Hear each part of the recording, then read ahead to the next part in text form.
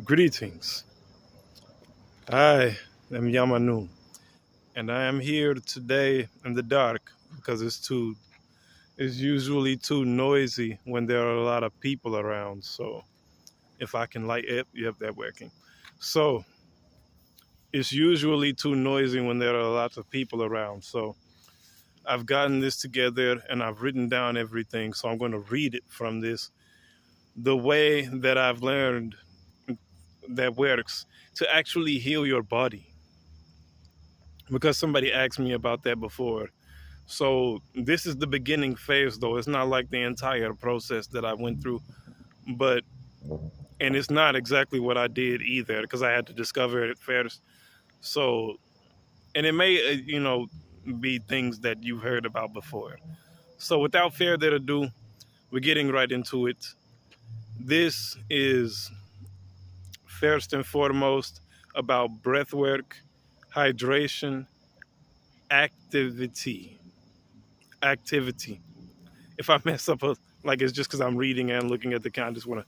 Why do I even need to look at it? Doesn't matter as long as you hear what I'm saying, right? Okay, so breath work, hydration, activity, consumption.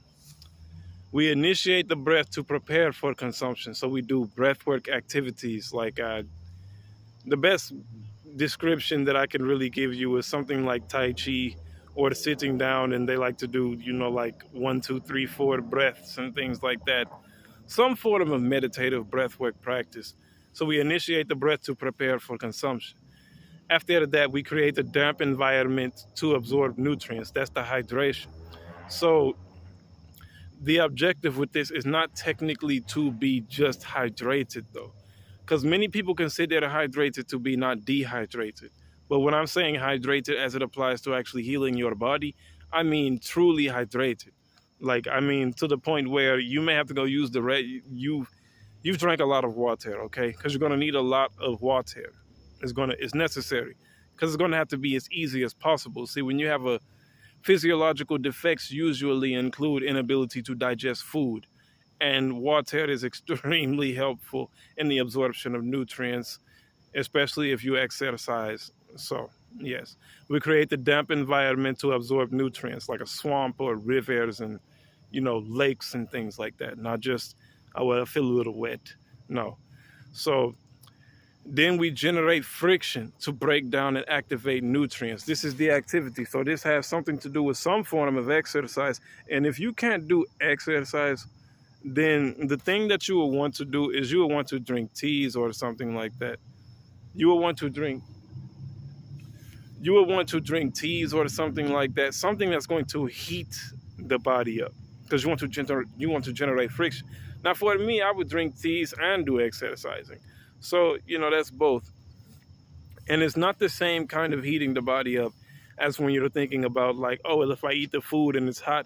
That's not the same thing, because hot food goes into your body and your body mediates the temperature of the food anyways. But the most important thing is that you want to apply heat to what it is that you consume. So, and this is the application of heat before you consume anything. So we're talking about you initiated the breath to prepare for consumption.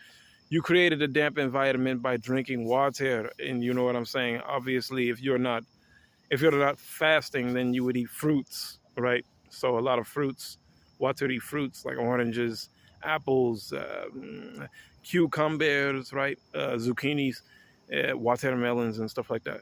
So then after that, you're going to exercise. You're going to have to exercise or drink like some moderately warm to hot tea to help generate friction and break down and activate nutrients. And this is assuming that this is somebody who can either drink something hot or what I'm saying, like do exercise. Because if you can't do either of those things, then the process for healing a person like that would be alternative to say the least, because this is a person who is completely debilitated. So we're not talking about completely debilitated people.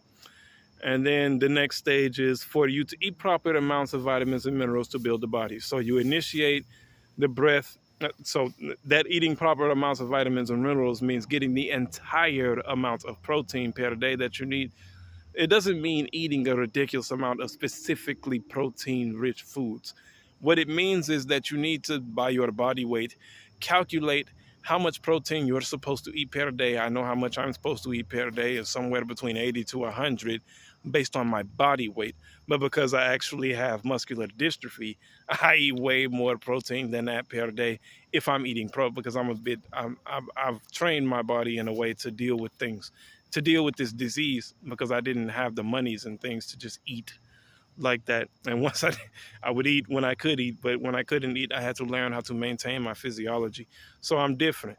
But for the average person, especially if I would say with muscular dystrophy, I would say that you will want to get somewhere between, and it depends on your body weight, but I would say you will want to get somewhere between 100 to 200 grams of protein per day.